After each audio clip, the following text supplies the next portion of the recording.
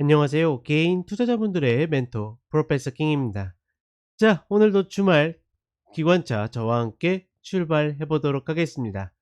자, 하나 이야기 드리면 여기 써 있죠. 저희 공식 개교가 정해져 있습니다.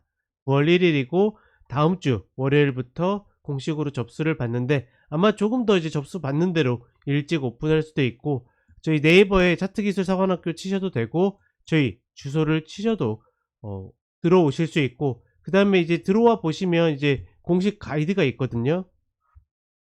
관심 있는 분들은 누구든지 오셔가지고 확인을 해보시면 되겠고, 저희가 최저 비용으로 받고 있습니다. 그 이유는 별거 없어요. 퀄리티가 낮아서가 아니라 비용을 낮춰야지 오래 멀리 갈 수 있기 때문에 일반 직장인 분들도 부담이 없는 가격으로 책정을 했고, 특히나 이제 모닝브리핑이나 기관차 재미있게 보시는 분들은 오시면 볼 것들이 훨씬 더 많습니다. 그리고 유튜브 방송과 다른 가족 방송이 또 따로 있고, 그 다음에 교육 방송, 그 다음에 이제 실시간으로 이제 차트 교육이나 이런 것들이 계속 나가기 때문에 얼마든지 궁금하신 분들은 오셔가지고 공식 가이드 확인하시면 되겠습니다. 자, 새로운 가족분들 많이 만나 뵙길 바라면서 본격적으로 출발해 보도록 하겠습니다. 일단 오늘은 이제 어떤 종목을 좀 이야기 드릴까 생각을 하다가 2차전지 장비주를 좀 선택을 했습니다. 2차전지 같은 경우에는 제가 계속 정확한 자리들을 찍어 드렸죠. 게다가 지수의 자리와 맞물리는 자리까지 찍어 드렸기 때문에 누리셨던 분들은 충분히 많은 도움이 되셨을 거라고 생각을 하고, 그 다음에 이제 자꾸 제가 이야기하는 것 중에 하나가, 이 언론이나 이런 데서 자꾸 2차전지를 폄하하거나 아니면 막 새로운 주도주들이 뭐 생기거나 이런 테마들이 만들어진 것처럼 자꾸 바람잡이를 하고 있죠. 저는 좀 이해를 할 수가 없는 게, 2차 전지의 수급 흐름을 보게 되면 다른 어떤 종목이나 흐름에 비해서 비교가 안 되거든요. 예를 들어서 저는 대놓고 이야기하잖아요.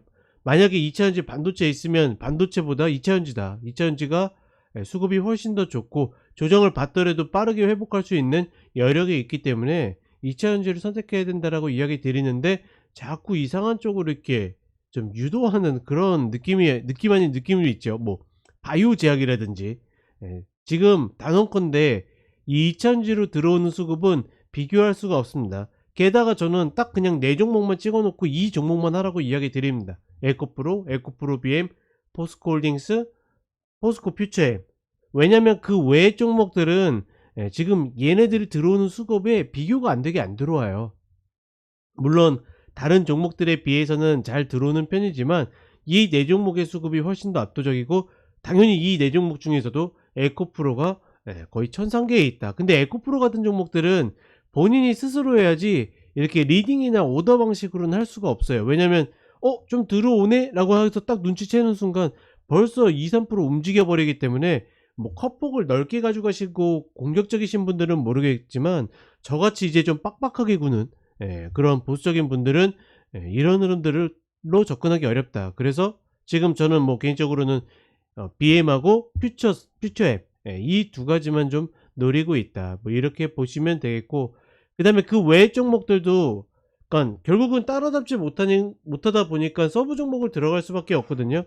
그래서 이야기 드렸던 게 뭐 LNF, 그쵸? LNF 22만원짜리 간다 뭐 이런 것들이 있었고, 그 다음에 이제 어떻게 보면 상대적으로 이 장비주들은 역시나 이제 얘네들도 메인 종목들이 좀 버티는 거지, 그 외의 서브 종목들은 확실히 내가 해야 될 종목이다 아니다를 좀 구분짓게 만들어주는 그런 모습들이 분명히 있습니다. 저는 가급적이면 어떤 가격적인 부담, 무슨 얘기냐면 이상하게 개인 투자자분들 입장에서는 똑같이 1000만원을 가지고 100만원짜리 10주 매수하는 것과 만원짜리 100주 매수하는 거, 이게 선택지를 드리면 만원짜리, 그러니까 만원짜리 1000주죠.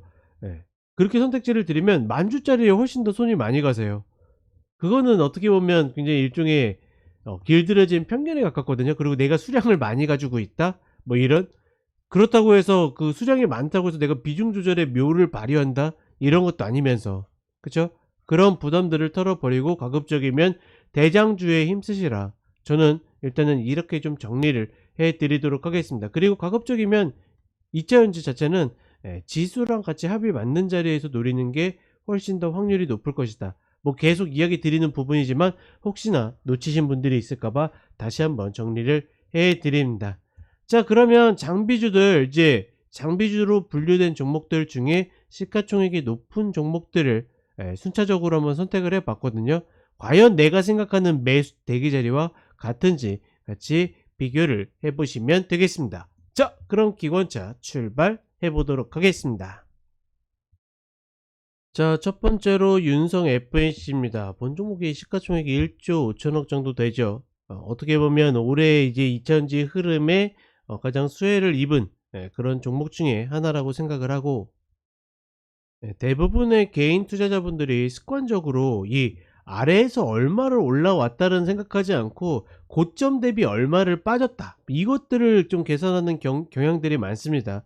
예를 들어서 10배 올랐다가 반토막이 나면 그래도 아직도 하단에서 5배가 올라 있는 거거든요. 그것보다는 계속 매수 쪽만 생각하다 보니까 위부터 반토막 났으니까 많이 내려왔다, 이런 관점들을 갖는 거죠. 그러니까 본 종목이 어떻다라는 이야기보다 그런 방식으로 계속 생각하다 보면, 그렇기 때문에 대부분 이렇게 하락하는 종목에 중간에 물려 가지고 빼도 박도 못 해 가지고 계속 컥컥거리면서 끌고 내려오는 겁니다. 왜? 자꾸 위랑 비교하다 보니까. 아래에도 분명히 있고, 제가 늘 주봉상의 흐름을 이야기 드릴 때 강조하는 부분들이 있죠. 어떻게? 본 종목은 시세가 났다가 다시 출발점으로 돌아왔다. 이 이야기가 많다라는 건 뭡니까? 시세가 났다가, 본 종목이 그렇다라는 건 아닙니다. 시세가 이렇게 비이상적으로 나게 되면 다시 제자리에 오는 종목들이 그만큼 많다라는 거죠. 물론 본 종목은 이제 어떻게 보면 아직까지 테마가 혹은 업종의 흐름들이 이제 활발하게 성장하고 있는 구간이기 때문에 뭐 지금 벌써 끝을 논의하기는 어렵겠지만, 중요한 건 뭐다? 가격적으로 그런 방식으로 생각하는 버릇들을 들여야 된다. 일단 윤성 FNC는 좀 어려운 것 중에 하나가 뭐냐면, 이 120평의 활용도가 굉장히 높거든요. 제가 늘 추세가 이렇게 뻗는 종목 이야기 드리는 것 중에 하나가 뭡니까? 언젠가 120평 만날 테니까 그거 만날 때 생각해 봅시다, 이런 이야기들 하죠. 근데 얘는 어떻게 합니까? 이 120평이 한 번도 검증되지 않은 120평입니다. 즉 처음 생겨 가지고 처음 만나기 때문에 이 자리가 굉장히 좋은 자리일까 생각해 보면 그렇지는 않다. 다만 그럼에도 불구하고 지금 매수를 보는 쪽의 입장에서는 얘 말고는 별 기준이 없어요. 그렇다 보니까 파동의 흐름으로 보게 되면 헤드 만들고 이런 리바운드 만들고 어깨 맞춘 다음에 내려온다라 그러면, 사실 빨리 내려왔을 때 이제 이런 자리들을 맞추면 좋겠지만 그렇지 않고서 위에서 만나기 때문에, 이런 경우에 제가 이야기 드리죠. 어떻게 해야 된다? 막 분할 매수한다 이거 말고 선택해야 된다. 무슨 선택을 합니까? 내가 이 자리랑 맞춰서, 이 자리가 지금 16만 5천 원이거든요. 16만 5천 원이고 지금 120평이 그 자리로 오기 때문에, 그럼 이 자리에 맞춰 가지고 매수해서 어디까지? 120평에서 늘 매수하면 리바운드 첫 번째 자리가 어디다? 양운의 하단이라고 이야기 드렸죠. 이 하단까지 노릴 것인가, 아니면 아예 이 패턴의 흐름을 보고 출발점인 13만 원 구간까지 기다릴 것인가 결정해야 된다. 아야, 넌 윤상 FNC가 얼마나 좋은 종목인데 아직도 이거 모르냐? 그러면 당연히 저 자리 오면 땡큐하고 잡아야지, 뭐 이렇게 생각하시는 분들은 어떻게? 그러면 1번 자리에서 잡으시면 되는 거고, 그쵸? 그렇지 않은 분들은 충분히 추가 조정을 받고서 2번 자리를 기다리면 된다. 저는 개인적으로 봤을 때 어느 정도 폭이 있기 때문에 둘 다 해도 괜찮다라고 봅니다. 1번 자리에서 시도해서 컷당하면 2번 자리 다시 시도한다라는 개념으로. 다만 이제 2번 자리에 시도하게 되면 목표가 이 자리에서 이 자리로 바뀌겠죠. 18만원, 19만원 사이 언저리, 이 구간까지 기다린다. 그러니까 어떻게 보면 오히려 잘렸다라는 어떤 뭐라고 표현하죠? 속상한 거죠. 잘렸다라는 어떤 이 박탈감보다는 내려오면 이 자리에 오면 기대 수익이 훨씬 더 좋아지겠구나, 그런 생각으로 기분 좋게 컷을 내줄 수 있는 구간이다. 따라서 윤성 FNC는 이 두 자리를 노려보고 싶다. 자, 그 다음에 PNT입니다. PNT 같은 경우에도 어떻게 보면 기회들이 생각보다 많이 있었죠. 저는 이제 아마 제가 방송으로 제 기억에는 이 구간에서 이야기를 드렸던 것 같은데, 왜냐면 삼각수렴을 너무 예쁘게 잘 만들었잖아요. 파동 하나, 둘, 3번까지 만들고 4번까지 만들었기 때문에 꼭짓단에서 움직이지 않는 것은 좀 아쉽지만, 이러한 흐름들은 지지는 충분히 매수를 들어가 볼 만하다. 물론 갖고 있기는 쉽지 않았습니다. 만약에 제가 매매를 했다 그러면 이 쌍봉에서 정리를 끝냈을 것 같고,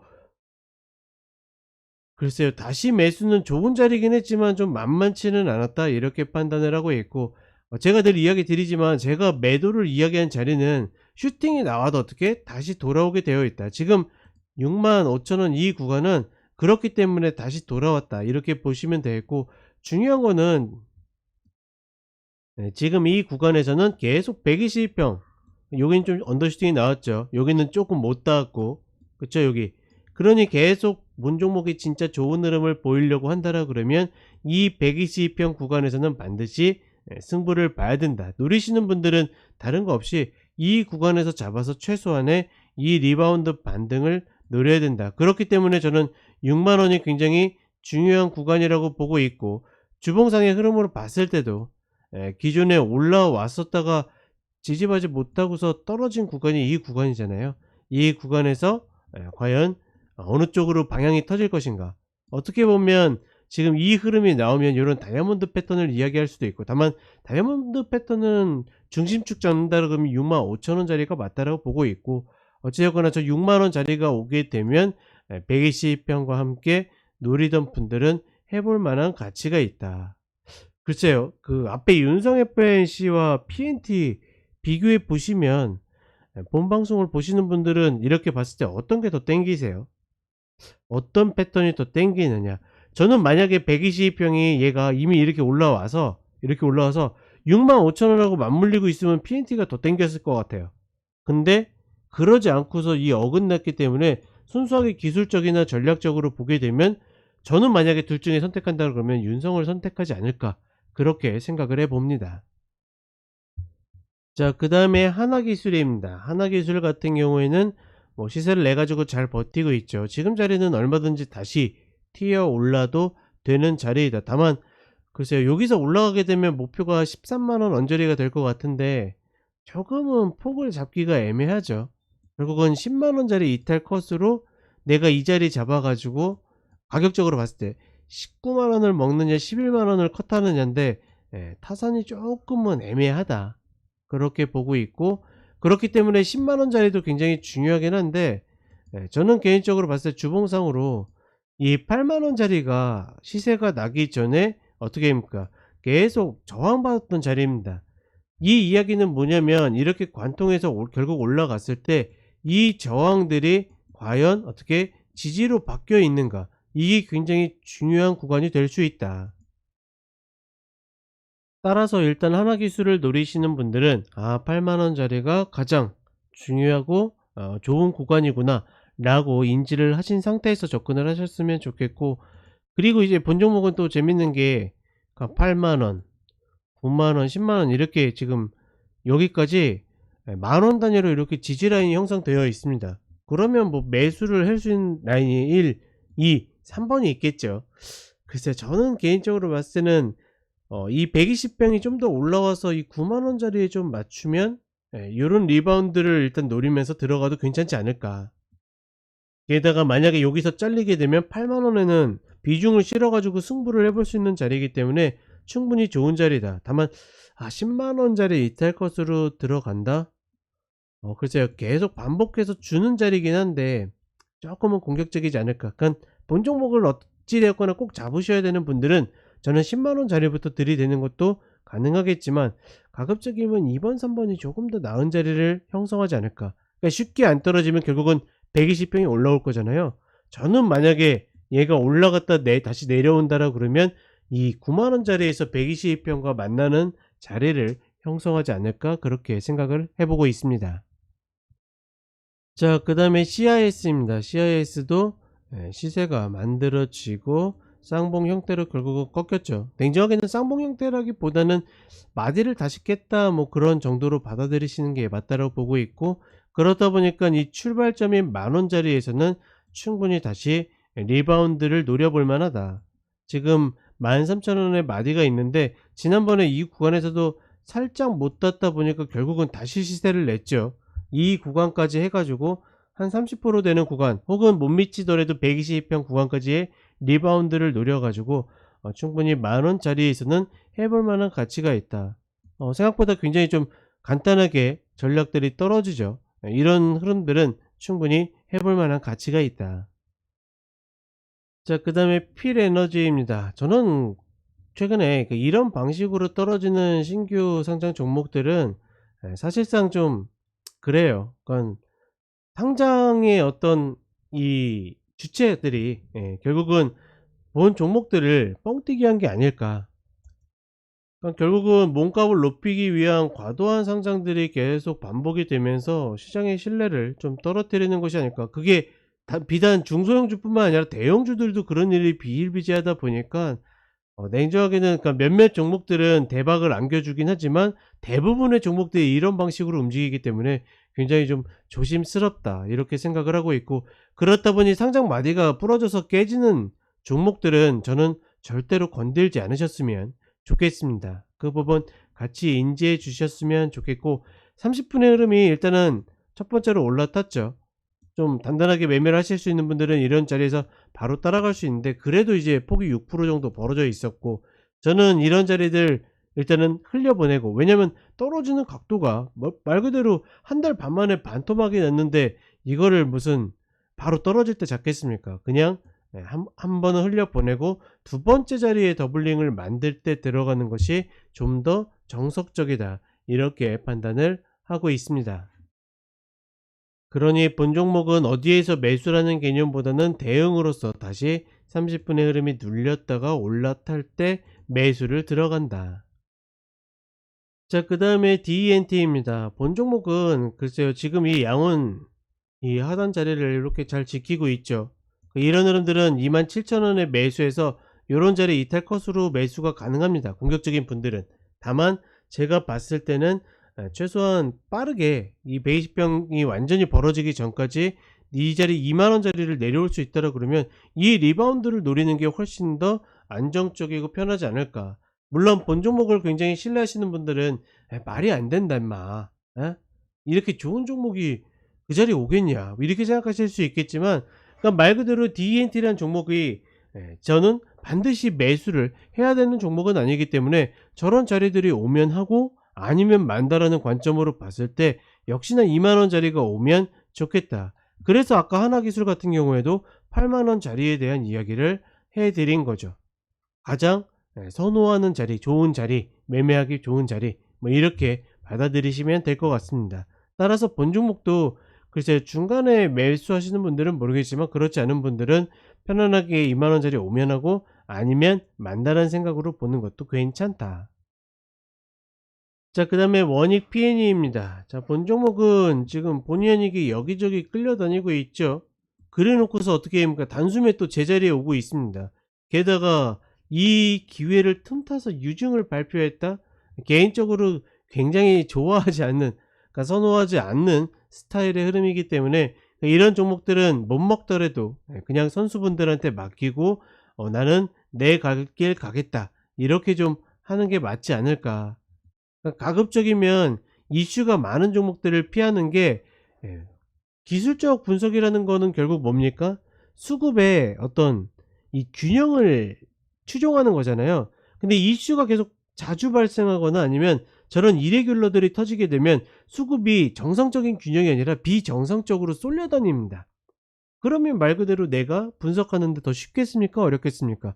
당연히 어려울 수밖에 없는 거죠.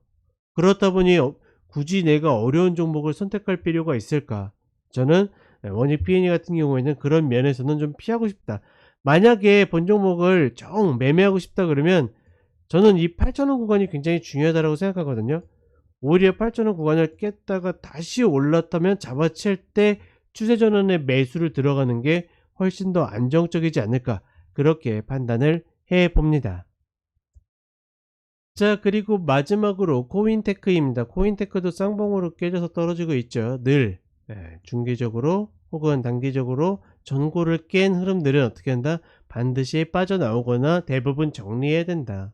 만약에 그거를 거부하고 치고 올라간다 하더라도 어떻게 다시 내려올 가능성이 높다. 늘 드리는 이야기고, 지금 얘는 28,500원, 31,000원에 이렇게 마디가 있어요. 가급적이면 지금 120평을 이탈하고 있기 때문에 저는 28,500원 마디를 선택하는 게 좀 더 나을 것 같거든요. 여기에서 만들어지는 추세 전환을 노린다. 왜냐면 31,000원짜리에서는 매수 들어갔을 때 바로 120평 저항 받으면 여기에서 나와야 될지 아니면 좀 더 버텨야 될지 고민이 될 것 같아요. 그런 고민을 갖느니 차라리 28,500원에서 잡으면 저 120평까지 올라가도 일정 부분 먹을 수 있는 폭이 최소한 10% 이상은 나오겠죠. 그러니 마디 하단 자리를 노리는 게 조금 더 낫지 않겠는가, 그렇게 전략을 짜보고 싶습니다. 자, 이렇게 이야기 드렸고, 이제 다음 주 공식적으로 이제 새로운 가족분들을 맞이하기 앞서서 설렘 반, 걱정 반, 그리고 기대 한 스푼 이렇게 가지고 있습니다. 언제든지 기관차 즉 재미있게 들으셨던 분들은 저희 가족 방송이나 이런 쪽으로 오시면 훨씬 더 깊이 있고 재밌는 이야기 많이 들을 테니까 적어도 부담되지 않는 선에서 저희가 가격을 책정했기 때문에 꼭 저희 카페에 오셔가지고 공식 가이드 확인해 보시고 관심 있으신 분들은 신청해 주시길 바라겠습니다.